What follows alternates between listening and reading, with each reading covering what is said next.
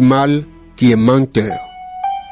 Amis très chers, aimons-nous les uns les autres parce que l'amour vient de Dieu. Tous ceux qui aiment sont enfants de Dieu et ils connaissent Dieu. Ceux qui n'aiment pas ne connaissent pas Dieu parce que Dieu est amour. Voici comment Dieu nous a montré son amour. Il a envoyé son Fils unique dans le monde pour que nous vivions par lui. Alors l'amour, qu'est-ce que c'est? Ce n'est pas nous qui avons aimé Dieu. C'est lui qui nous a aimés. Il nous a tellement aimés qu'il a envoyé son Fils. Celui-ci s'est offert en sacrifice pour nous. C'est pourquoi Dieu pardonne nos péchés. Amis très chers, puisque Dieu nous a aimés de cette façon, nous aussi nous devons nous aimer les uns les autres. Personne n'a jamais vu Dieu. Mais si nous nous aimons les uns les autres, Dieu vit en nous et son amour en nous est parfait. Voici comment nous reconnaissons que nous vivons en Dieu et que Dieu vit en nous. Il nous a donné son Esprit Saint. Le Père a envoyé son Fils pour sauver le monde. Nous avons vu cela et nous en rendons témoignage. Si quelqu'un affirme « Jésus est le Fils de Dieu », Dieu vit en lui et lui, il vit en Dieu. Et nous avons connu l'amour que Dieu a pour nous et nous avons cru à cet amour. Dieu est amour. Si quelqu'un vit dans l'amour, il vit en Dieu et Dieu vit en lui. Si l'amour est parfait en nous, nous pouvons être pleins de confiance pour le jour où Dieu nous jugera. Pourquoi? Parce que notre vie dans le monde ressemble à celle de Jésus-Christ. Quand on aime, on n'a pas peur. L'amour parfait chasse la peur. En fait, on a peur quand on attend une punition. Celui qui a peur n'aime donc pas de façon parfaite. Mais nous aimons parce que Dieu nous a aimés le premier. Si quelqu'un dit « j'aime Dieu » et s'il déteste son frère ou sa sœur, c'est un menteur. En effet, celui qui n'aime pas un frère ou une sœur qu'il voit, il ne peut pas aimer Dieu qu'il ne voit pas. Voici le commandement que Dieu nous a donné. Celui qui aime Dieu doit aussi aimer son frère et sa sœur. Jean, chapitre 5. Tous ceux qui croient que Jésus est le Christ sont enfants de Dieu. Et ceux qui aiment Dieu le Père aiment aussi ses enfants. Comment savoir que nous aimons les enfants de Dieu?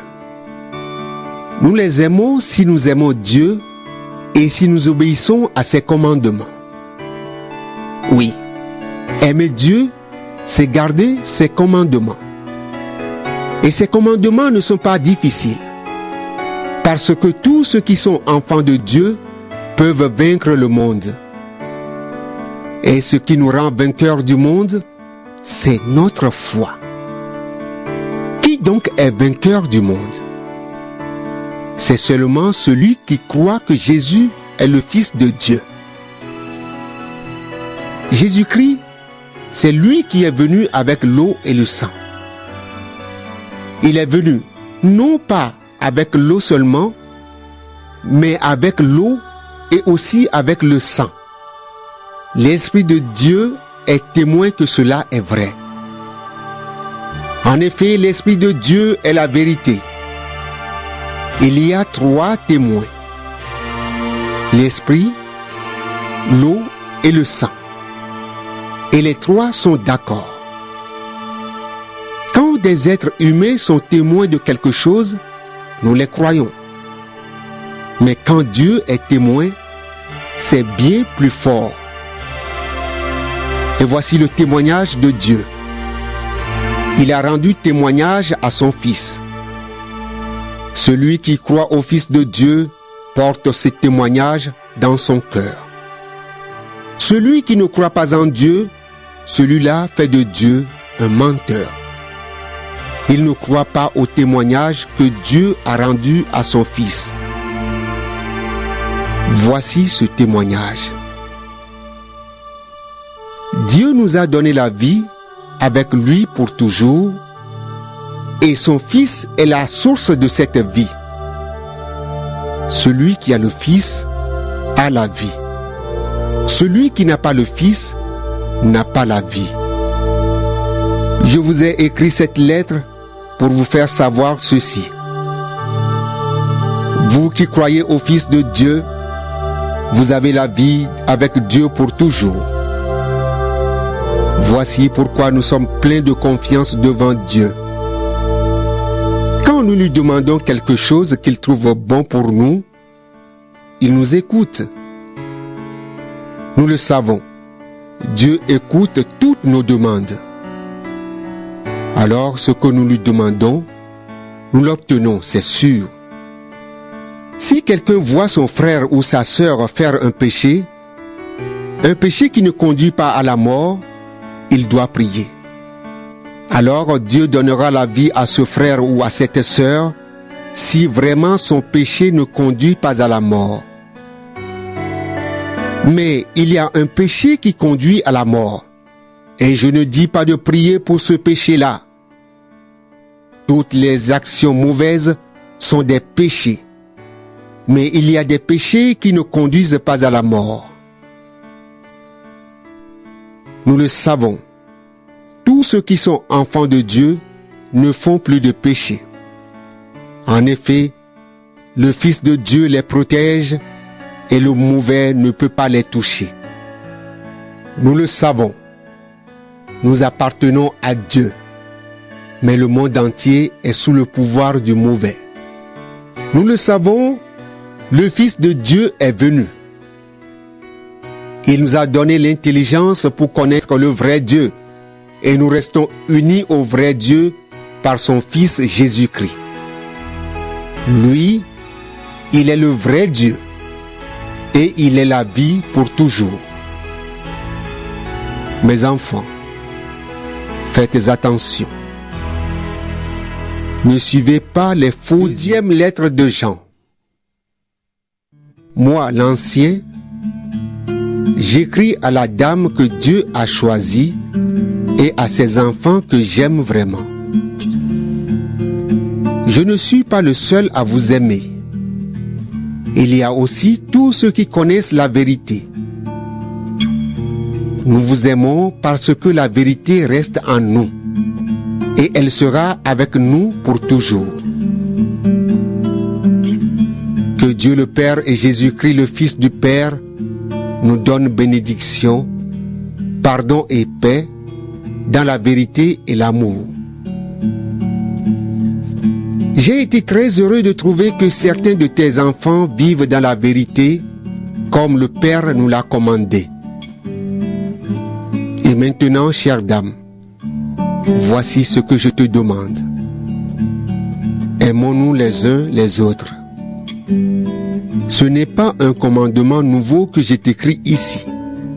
C'est le commandement que nous avons depuis le début. Aimer, c'est vivre selon les commandements de Dieu. Et voici le commandement que vous avez entendu depuis le début. Vivez dans l'amour. Beaucoup de menteurs sont allés partout dans le monde. Ils ne reconnaissent pas que Jésus-Christ est vraiment devenu un être humain.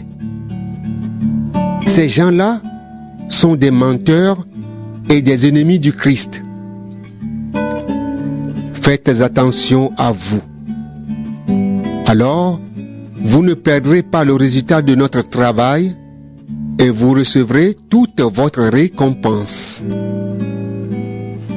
Tous ceux qui ne gardent pas l'enseignement du Christ, mais lui ajoutent quelque chose, ils n'acceptent pas Dieu. Celui qui garde l'enseignement du Christ, il accepte le Père et aussi le Fils. Si quelqu'un vient à vous et n'apporte pas cet enseignement, ne le recevez pas chez vous.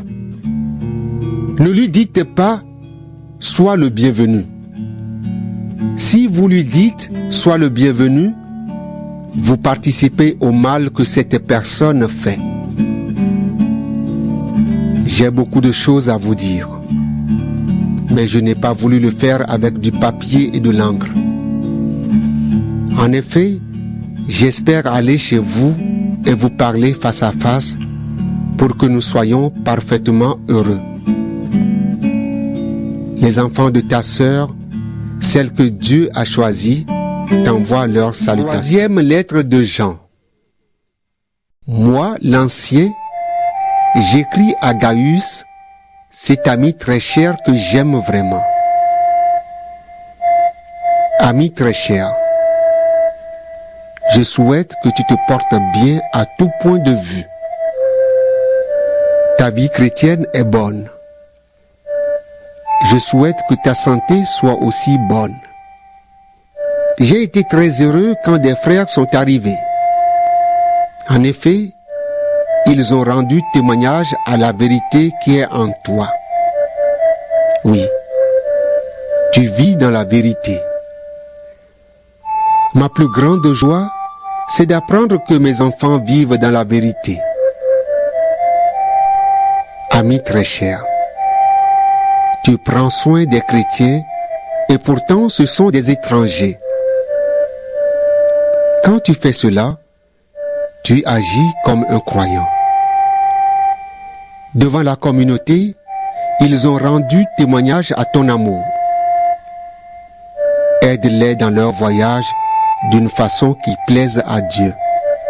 En effet, c'est pour le nom du Christ qu'ils ont pris la route et ils n'ont rien demandé à ceux qui ne connaissent pas Dieu.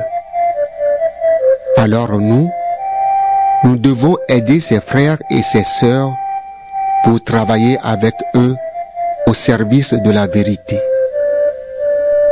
J'ai écrit une petite lettre à la communauté, mais Diotrephe, qui aime passer devant les autres, n'accepte pas notre autorité. C'est pourquoi quand je viendrai, je parlerai de ce qu'il fait, de tout le mal qu'il dit contre nous. Et cela ne lui suffit pas. Il refuse de recevoir les autres chrétiens. Et quand certains veulent les recevoir, il les empêche de le faire et il les chasse de la communauté. Amis très chers, n'imite pas ce qui est mal, mais imite ce qui est bien. Celui qui fait le bien appartient à Dieu. Celui qui fait le mal ne connaît pas Dieu. Tout le monde rend un bon témoignage à Démétrius. La vérité elle-même parle pour lui. Nous aussi, nous lui rendons témoignage et tu sais que notre témoignage est vrai. J'ai beaucoup de choses à te dire, mais je ne veux pas le faire avec une plume et de l'encre. J'espère te revoir bientôt et nous parlerons face à face. Que la paix soit avec toi. Les amis d'ici te saluent. Salut aussi les amis de là-bas, chacun en particulier. Lettre de Jude. Moi, Jude, serviteur de Jésus-Christ et frère de Jacques, j'écris à ceux que Dieu le Père a appelés. Il les aime et il les garde par Jésus-Christ. Que Dieu vous donne en abondance son pardon, sa paix et son amour. Amis très chers, je désirais beaucoup vous écrire au sujet du salut qui est pour nous tous. Mais maintenant, je suis obligé de le faire afin de vous encourager. Luttez pour cette foi que Dieu a donnée une fois pour toutes à ceux qui lui appartiennent. Je vous écris